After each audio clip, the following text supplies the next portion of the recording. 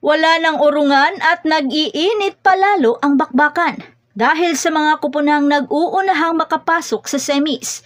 Sino kaya ang mapalad na kupunan ang magkakaroon ng oportunidad na makapasok? Samantala, marami naman ang nagsasabing nanganganib ang defending champion na Creamline sa semis. Paano naman nila nasasabi ito? Pero bago pa man ang lahat, kung hindi ka pa nakapag-subscribe, please like and subscribe at pakispike na rin sa bell button para lagi kang updated sa mga volleyball ganap. Nagiging mainit ang labanan para sa Final Four spots habang papalapit na ang pagtatapos ng elimination round ng 2024 PVL All-Filipino Conference. May 9 na laro pa bago matapos ang preliminaries ng conference na ito at ang laban para sa semifinals ay magiging intense at unpredictable. 8 kupunan ang nag-aagawan para sa Final Four slot samantalang 4 na iba pang kupunan tulad ng Galleries Tower, Capital One, Farm Fresh at Strong Group Athletics ay hindi nakasama sa labanan. Habang lumalakas ang laban para sa pwesto, narito ang ilang mga senaryo at mga mahahalagang laban na maaaring magtakda sa huling bahagi ng elimination round. Nangunguna sa standing ang Chocomucho Flying Titans na may 7 panalo at 1 talong record at nakapagtala ng 21 points in total. Bagamat may pinakamagandang record sa season opening conference, hindi pa nakakasiguro ang Flying Titans sa semis berth dahil sa 4 na kupunan na kailangan pa nilang pataubin. Upang makapasok sa Final Four, kailangang talunin ng Chocomucho ang susunod na kalaban na SGA sa April 13 sa Sabado. Malaki ang tsansa na manalo ang Flying Titans dahil ang SGA ay tanging kupunan na hindi pa nananalo sa conference na ito. Kung mananalo sila sa isa sa huling 2 laban nila, siguradong may tie-break na sila. Ang pinakamahalagang laban ng Chocomucho ay mangyayari sa April 18 at yan ay sa Huwebes, kung saan maghaharap sila ng Creamline sa rematch ng nakaraang conference finals. Pagkatapos nito, makakalaban ng Flying Titans ang Farm Fresh Foxes sa April 23, Martes. Sa madaling sabi, ang pinakamagandang senaryo para sa Chocomucho ay manalo sa natitirang mga laro nila. Kung matalo sila sa 2 sa huling 3 laban, umaasa sila na matalo rin ng 2 kupunan mula sa Petrogas, Creamline, PLDT, Signal o Cheritigo sa huling bahagi ng conference. Pero sa tingin ko naman ay parang sure ball na ang Titans. Yun nga lang at di pa rin pakampante at bilog pa rin ang bola. PLDT High-Speed Hitters. Nagpapatuloy ang tagumpay ng PLDT sa pamamagitan ng kanilang sunod-sunod na 5 panalo at nais nilang ituloy sa kanilang sunod-sunod na kahanga-hangang laban. Umakyat muli sa pangalawang pwesto ang PLDT na may 7 panalo at 1 talong record at nakapagtala ng 17 points in total.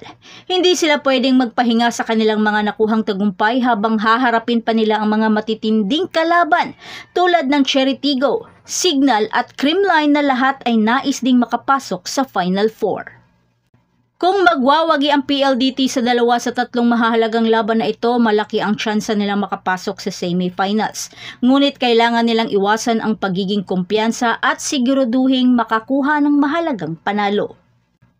Matapos manalo sa isang napaka-intense na laban sa defending champion na Creamline, nakakuha ng mahalagang posisyon ang Petrogas Angels sa Final Four tussle. Ang kanilang 6 na panalo at 2 talong record at nakapagtala ng 19 points in total ang nagdala sa kanila sa pangatlong pwesto kasabay ang Creamline Cool Smashers.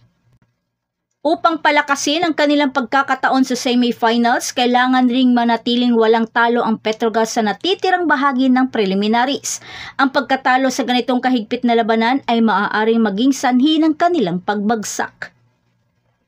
Sa susunod na laban ng Angels, kailangan nilang talunin ang Signal HD Spikers sa April 16, Martes. Kung mananalo ang Petrogas, malapit na nilang maabot ang inaasam na slot at maaaring magdulot ng malaking pagbagsak sa Signal. Ito rin ay magbibigay sa kanila ng 3 sunod na panalo na maaaring magtulak sa kanila patungo sa Galleries Tower at Nextled Chameleon. Pang-apat ang Creamline Cool Smushers. Ito na ata ang pinakamahinang kondisyon ng Creamline sa mga nakaraang taon. Sa ganitong bahagi ng elimination round, hindi na maaaring magkamali ang reigning champion na may 6 na panalo at 2 talong record at nasa pang-apat na sila sa pwesto at nakapagtala ng 18 points in total. Ang pagkatalo nila ay maaaring magdulot ng panganib sa kanilang pagdedepensa sa titulo dahil magbubukas ito para sa iba pang kupunan na umakyat sa standings. Kailangan munang mag-recover ang Creamline mula sa pagkatalo sa Petrogas at ibalik ang kanilang panalo sa mahalagang laban kontra sa Nextled Chameleon sa April 13 at yan ay sa Sabado. Kailangan din nilang magpakatatag sa mga susunod na laban nila laban sa Flying Titans at PLDT High Speed Hitters na ang huling laban ay isasagawa sa April 25, Huwebes.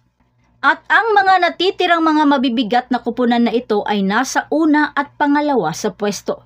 Kaya marami ang nagsasabing nanganganib ang Creamline sa pagpasok sa semis. Pero ito ay isang babala na kailangan nilang paghandaan upang mapanatili ang kanilang pwesto.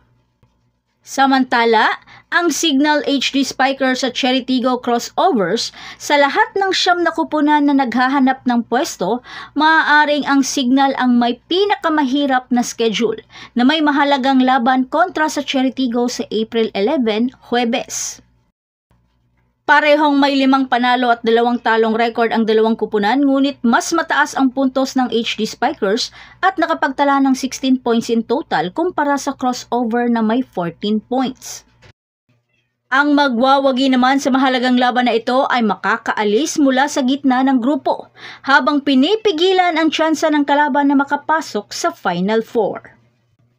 Ito ay isa lamang sa 4 na mahahalagang laban na haharapin ng Signal, kasama ang Petrogas, PLDT at ang nagugutom na Capital One na nagnanais magwagi. Sa kabilang banda, ang Cheritigo ay naghahanda rin sa isang mahirap na hamon, kung saan sila ay maglalaro kontra sa PLDT, Akari at Galleries Tower matapos ang laban nila kontra sa Signal. Kailangan ng parehong kupunan ng manalo sa higit sa 2, kung hindi man sa lahat, at least sa mga natitira nilang mga laban upang manatili sa karera. Akari Chargers, Nextled Chameleon at Farm Fresh. Kahit na may mga malalaking pagsubok at mga setback sa buong conference, patuloy pa rin ang pag-asang makapasok sa susunod na round.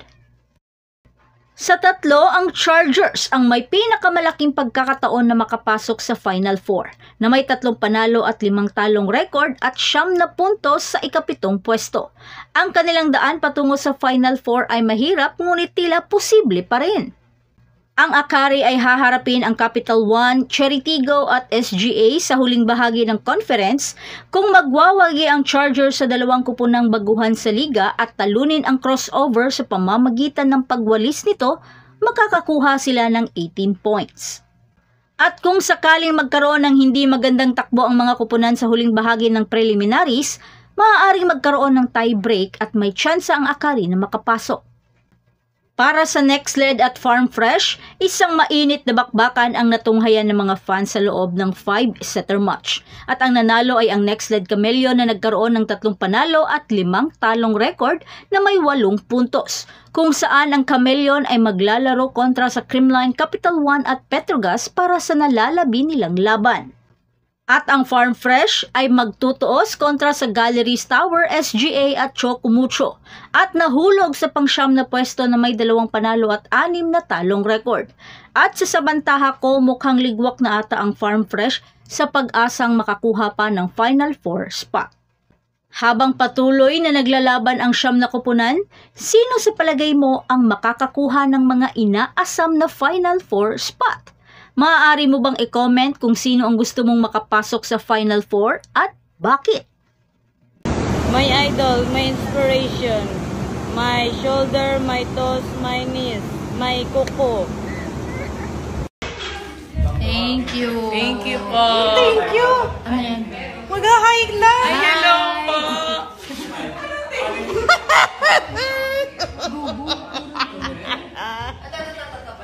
Thank you, Dax. Thank you, Dax. Hey, Dax. Dax, thank you. Thank you. Oh, Dax. 1, 2, 3. Thank you, Docs! Hindi. Baby boots. Repeat after me. Red, Red, blue, green. green. Red, Red, blue, green. green. What is the color of the grass? Green. Repeat after me. Red, Red, blue, green. green. What is the color of the grass? Green. Repeat after me. Red, Red, blue, green. green. What is the color of the grass? Green. Repeat after me. Red, Red, blue, green. green. What is the color of the grass? Green! Galit ka na? Hindi. Thanks for supporting this channel and Repeat please don't after forget to me. like and Repeat subscribe after and me. smash Red, the notification blue, bell para lagi kang green. updated sa mga valuable What is the color of the grass? Green!